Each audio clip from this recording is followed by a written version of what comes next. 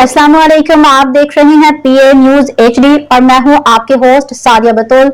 शामिल करते हैं आज की अहम खबरें। रिपोर्ट पेश करते हैं मेहर ज़हूर अहमद बहावल नगर से। वजीर आजम से ईरानी सदर की मुलाकात, इसराइल के खिलाफ उम्मत मुस्लिमा के इत्तेहाद पर जोर। वजीर आजम मोहम्मद शहबाज शरीफ की दोहा में हंगामी अरब इस्लामी सरबराही इजलास के मौका पर ईरान के सदर डॉक्टर मसूद पज़ेश्कियान से मुलाकात हुई।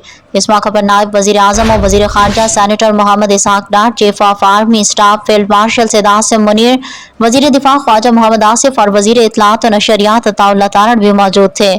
दोनों रहनुमाओं ने कतर के साथ अपनी यकजहती और हिमायत का इजहार किया और इसराइली जहरियत के मुकाबले में उम्मत मुस्लिमा के इत्तेहाद पर जोर दिया।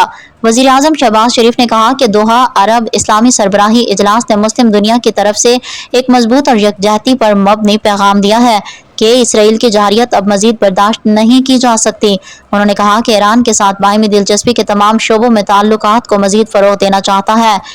उन्होंने कहा कि ईरान के supreme leader Ayatollah Ali Khamenei के लिए अपनी दिली अकीदत और नेक ख्वाहिशात भी पहुंचाएं।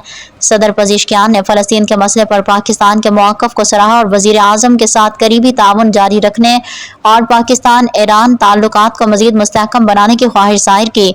दोनों रहनुमाओं ने तेज़ी से बदलती हुई इलाकाई सूरत हाल के तनाज़ुर में राब्ते में रहने पर इत्तफ़ाक़ किया।